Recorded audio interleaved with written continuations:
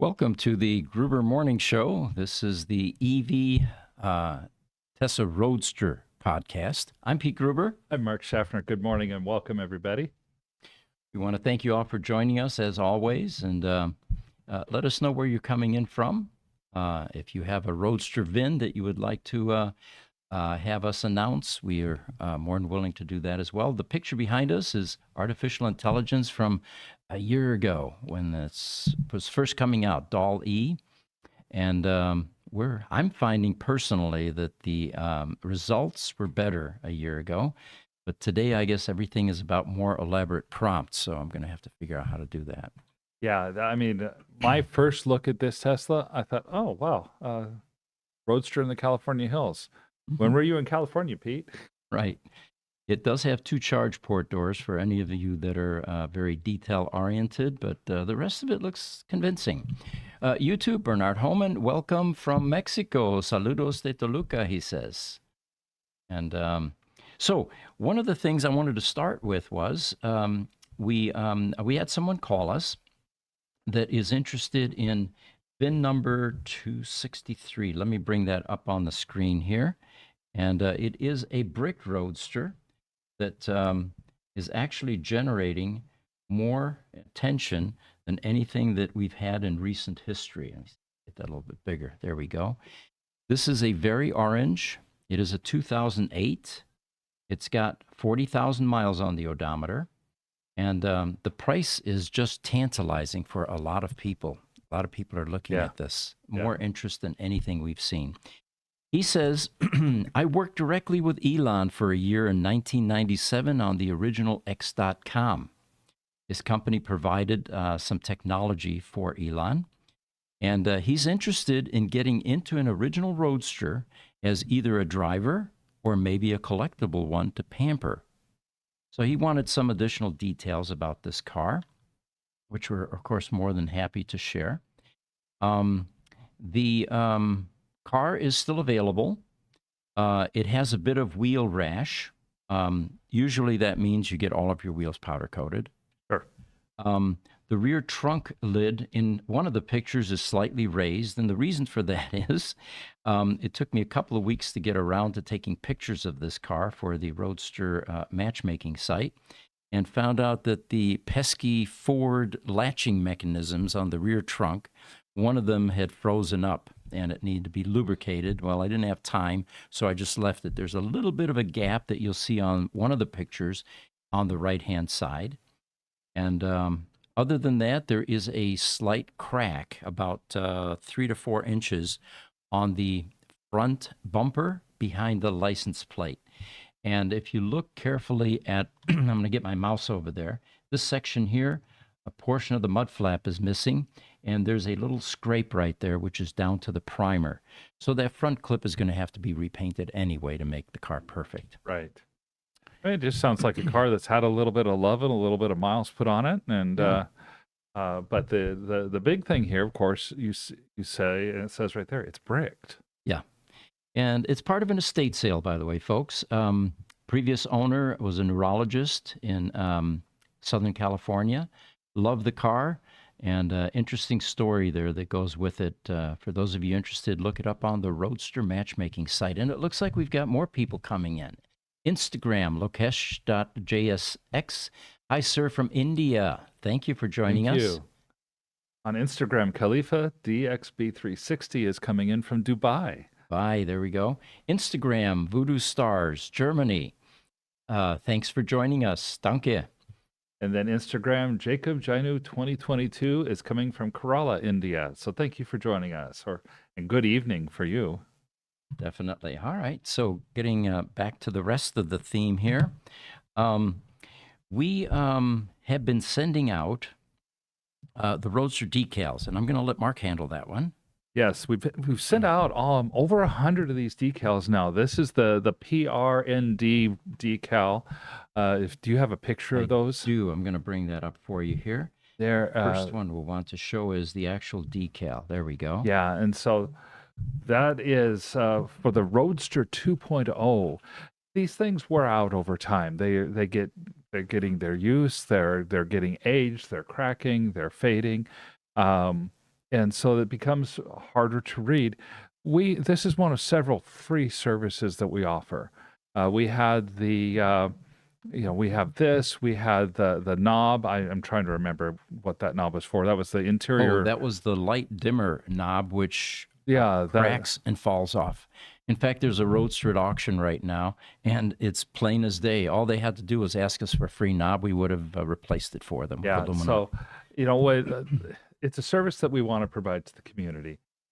There's a great picture of what the before and after is using our decals. We've got instructions on how to install the decals that come with these. Let us know. Email ev@gruber.com. We'll send you a set of decals. You just give us the address where they need to be sent.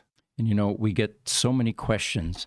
I'm in Norway. I'm in Germany. I'm in India.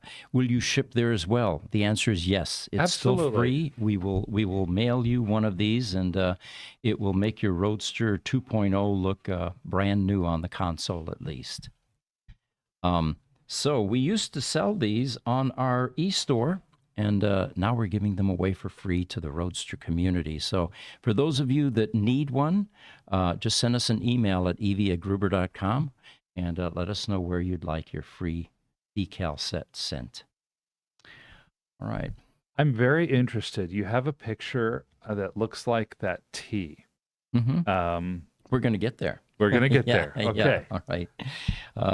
Got a full agenda here for this Roadster podcast. Have a customer here that says he changed out his battery pack in his Roadster to the second generation 3.0 pack. That's the R80 pack. And it's important. I say second generation because the first generation is having problems. It's not living up to expectations. It's losing power. And if you have one of those, if you haven't seen the problem yet, which is rare these days, it's going to be a decline in power. And it may be so gradual you don't notice it, but it's not going to pin you back in the seat anymore.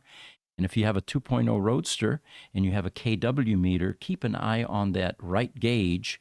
If it is not going to 200 when you give it a 100% throttle call, floor it in other words, you're starting to see the decline in the impedance problem in that first generation R80 pack. He also said that at the time he got his R80 pack, he bought a new power electronics module along with it. He had a problem, apparently, that caused the bricking in the first place, which is very common.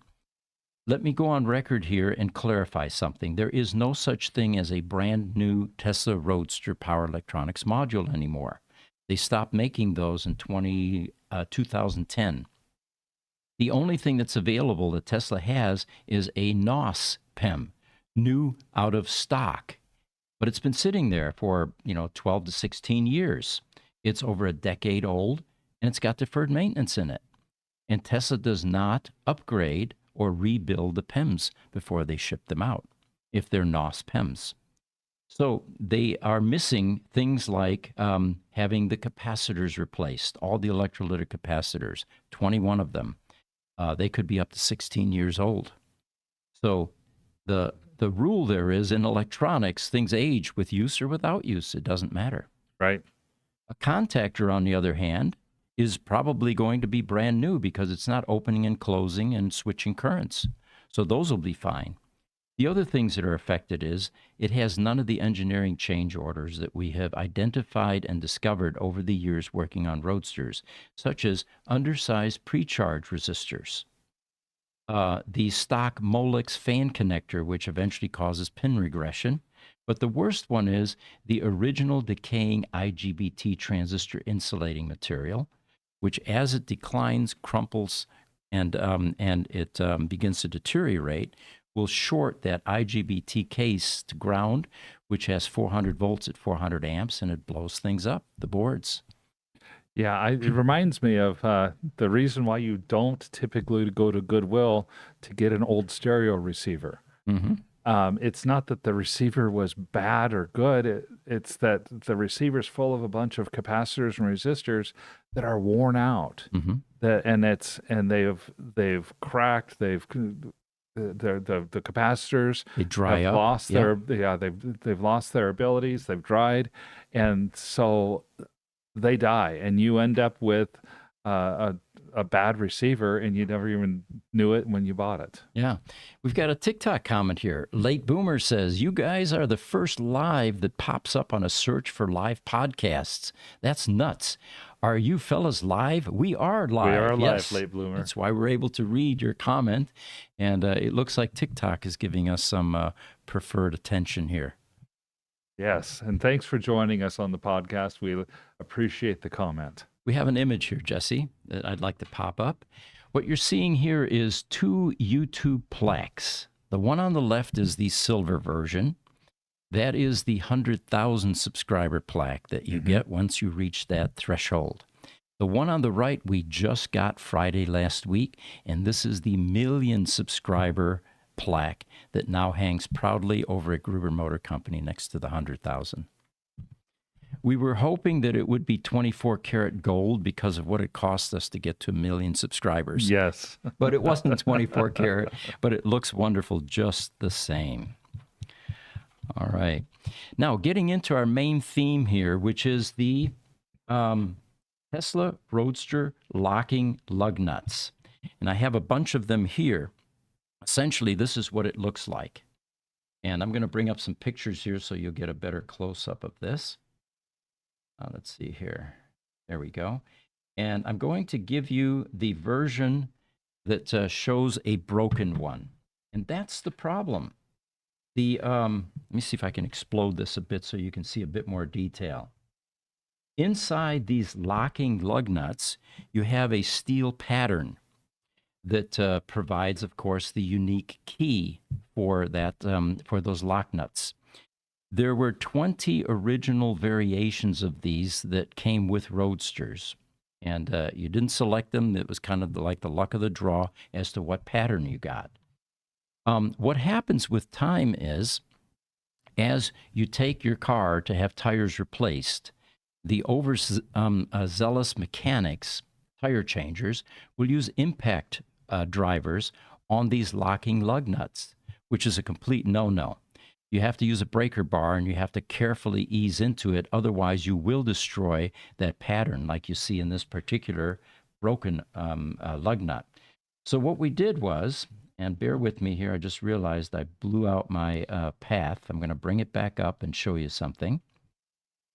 While you're bringing that back up, one of the reasons that these guys have the problems with the torque wrenches is that these locking lug nuts are only supposed to be torqued down to 77 foot-pounds. For tires and wheels, that's actually not very tight compared to most cars. Most cars end up somewhere between 110 and 140 foot-pounds worth of torque.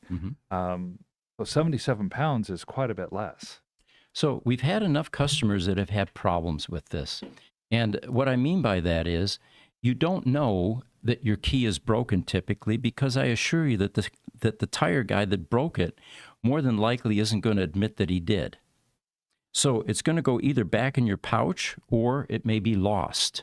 Now, you're on the freeway, you get a flat tire, there's no spare in the Roadster, you have it towed to the discount tire, and then they say, hey, we'd love to fix your tire, but where's the locking lug nut key? Because we can't get your wheel off. Right. And these are not a universal product that you can get just simply anywhere. They're a leftover from the Lotus days. So what ends up happening is if you find that you are without a lug nut or yours is broken, we have here a library. Can we get a shot of this, Jesse, and then go back to that picture? There we go. There are a number of different lug nut keys that we have available, and we allow the Roadster community to let us know which one you need, and we'll send it to you with a simple request. Just send it back so that someone else can use it. On the back of each of these keys is a letter, and that's how you can determine which one you need if you have yours. If you do not have yours, let's bring up that other picture again, Jesse. We updated, actually Cass did. Great job, Cass. You actually improved the images too. These are the letters that go with the patterns. So if you have a lost lug nut key and you have no idea what the letter was, we have a newsletter out there now on our website under Gruber Motors newsletters. And this one shows in detail the letters that go with the patterns. Identify your pattern, let us know which one you need, and we will send you out a replacement key to use to get your lug nuts off. Well, and sometimes it's not the fault of the mechanic if these keys break, because you've got here 2 lug nuts, and I'll show them here. This is a new one. This one's been out. It's had better days. Yes. You know, you tighten this down to 77 pounds, you might need 150 pounds to get this one off based on the amount of rust that you have. Right. And if these lug nut keys cannot stand that much pressure, then you're going to end up breaking the key long before the bolt loosens up. Sure. Now, what we're showing here is the standard Torx lug nut, not the keyed one, but you can imagine that with this much rust on here, it's going to be very difficult to get that keyed lug nut off. And before I came back over here with this collection of lug nuts that I got from the shop manager, he showed me that they're using anti-seize compound on all of the lug nuts that they put on Roadsters to prevent this kind of seizing taking place. Now, what we recommend is if you borrow one of our lug nut keys, don't just simply put it back on and then live with your lug nuts, because the next time you're going to need our key again. Right. Change all of your lug nuts to the new zinc-plated version that we have here and retire that lug nut key. Yeah. Your old lug nuts typically look like this. And let me show you a picture of the typical wheels that we find in our service center. I think I have a variation here of that. No, I do not. Okay. Well, they're usually fairly rusted. They're not very pretty. And a set of 40 of these is like $40 on our e-store. It's not that much. And while you're at it, make sure that you get the wrench or the, here it is. Get this tool that comes with it, because this fits those lug nuts perfectly. Slides in and out. And the original Tesla Roadster version is soft metal. And we find many of the Roadsters that come in actually have twist marks on the shafts here. Oh, sure. Because these lug nuts have been rusted so badly that it took an enormous amount of torque to get them loosened up. So get yourself a new kit. After we sent out a tech tip on this, I think we've got 10 orders this morning already for those. And we have plenty more, so there's no shortage. But we highly recommend retire your keys, retire your old lug nuts, and give yourself that extra margin of error. If you ever do get a flat tire, they can at least get it off without you having to wait for a key. Absolutely. One final thing I wanted to show you, if you do this work yourself, changing your lug nuts, for example, you can do that while the car is resting on the ground. And what you then want is the torquing pattern. We can bring that up, Jesse. So the torque, the final torque is 77 foot-pounds, or 105 Newton meters for those of you watching in Europe. The pattern for replacing and putting them back on is shown there in the numerical value. And the star pattern aligns the wheel to the hub. And the circular then creates the correct torque. So make sure that you have a torque wrench. All right. We have a customer right now in Asia that actually lost his key. And we're waiting to get a pattern from him so that we can send him one out. And those of you that saw this newsletter, if you're unaware, we've been doing newsletters for 4 years now, and it's all of these relevant topics that are out there that you can avail yourselves of and read about. Keep your Tesla Roadster running. Another thing, this one is fascinating. It looks like I've got the wrong image here. It actually came up another, oh, there it is. Okay, got it. Okay, can we bring that up, Jesse? This is a standard mode charge. You can see it down in the lower right there. This is a legacy battery pack. This is not a 3.0 pack, first generation, second generation.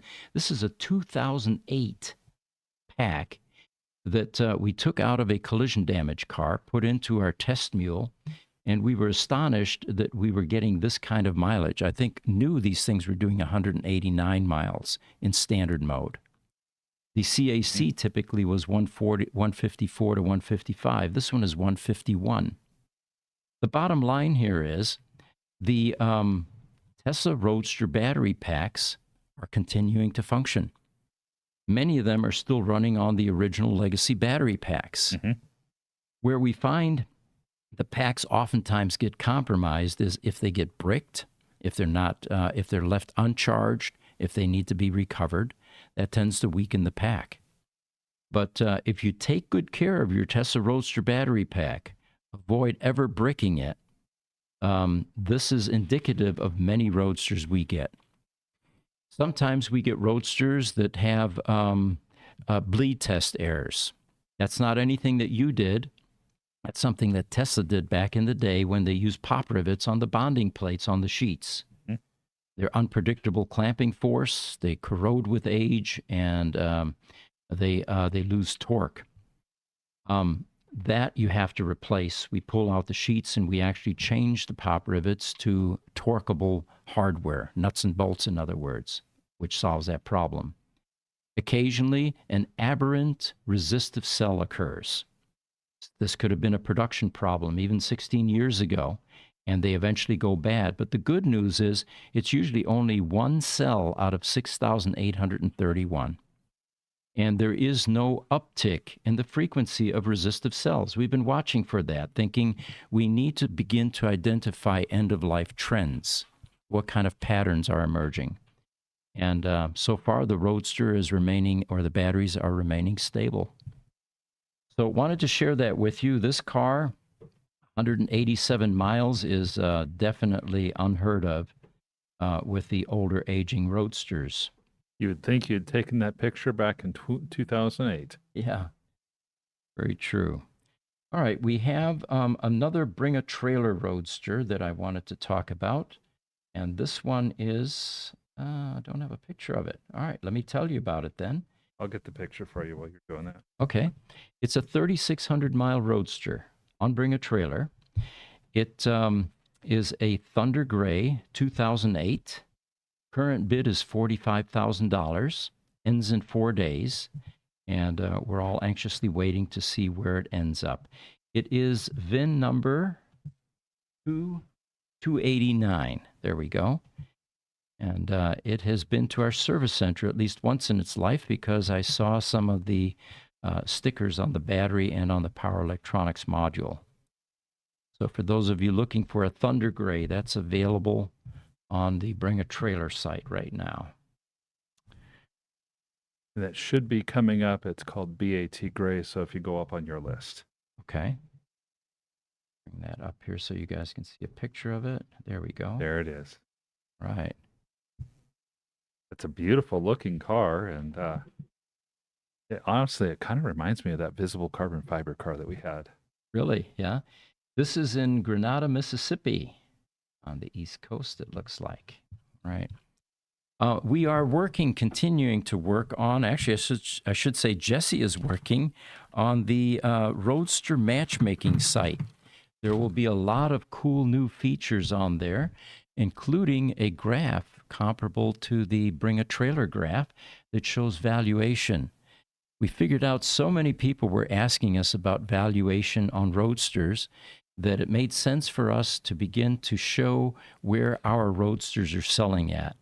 And it's no mystery that we're able to get higher prices than Bring a Trailer. Some of the lowest price sales that were occurred just recently, actually. Mm-hmm. So keep an eye on the Roadster matchmaking site. The sale dates will be out there shortly, and a graph will be out there as well. All right. We have a picture here that people liked on Facebook, and we called it the invasion of the lightning or the twilight blue Roadsters. Just realized, is that picture not out here? It is not. All right. I'm going to have to get more serious about the pictures. It's actually in there if you can pop I that will up. pop that up Yeah. here. Um, it's not common that we get a bunch of the same color, but it happens. And in the meantime, I'm going to show you the last time this happened. There's a picture for you, Jesse. What we have here is 5 very orange roadsters. And it turns out that a couple days later, a local customer showed up with a 6th very orange roadster, which did not make it into the picture. But in this particular case, we ended up with a bunch of twilight blue roadsters, and there's a picture of them there. We're showing 4 of them, 3 of them on the lift, and a 4th one down below. And it happens from time to time. And I think there are even more twilight blues over at EB Preserve, so we're not limited to just 4 here. Yeah, it's those very orange ones. That was did not know it at the time, but that was remarkable. It's a rare color to That was a begin with. rare Yeah. color. We it was just, hey, we have a bunch of orange ones. Wouldn't it look cool to have a picture of them in front of the building? Right. Nobody even thought about the fact that there are very few orange ones out there. I'm not sure we've had 5 very orange roadsters here at once since that time. Yeah. And here's another picture here that I just popped up that may never happen again because, well, I don't say never, but we ended up getting the only insane green roadster in the United States, factory color, into the service center, along with a lightning green and a brilliant yellow. And here you can see the differences in the greens. That was one of the first things that people pointed out is I thought lightning green was bright. Insane green is even more so. Oh yeah, love that picture.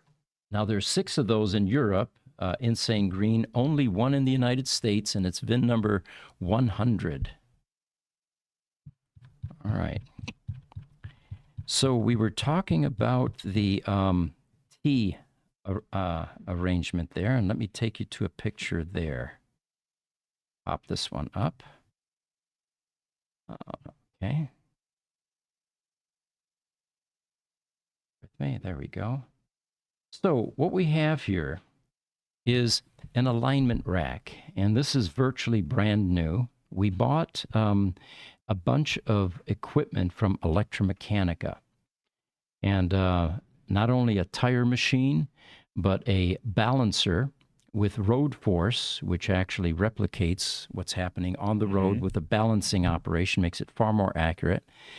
But the piece de resistance was the alignment machine, which actually has in the software the specifications for Tesla Roadster. We were all shocked to see that.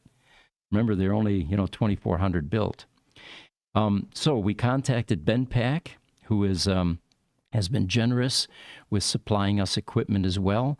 We got a 4-post alignment lift from them. We have the Hunter system there. And it is amazing what the guys are able to do now with Roadsters. They're able to check ride height. They're able to check the spring compression from underneath on the shocks. And we are evolving a suspension tech that takes us well into the next century with this machine and this capability. So let me give you some other pictures here. We're doing, of course, not only Roadsters, but we also are doing the Model S's, and we have a Cybertruck that we invited to come in after 4-wheeling up in Sedona. I said, you probably need an alignment, and we'll do one for you for free. So he is on his way as well. And here we've got a Model S up on the lift. We had a Model X up there just a few days ago.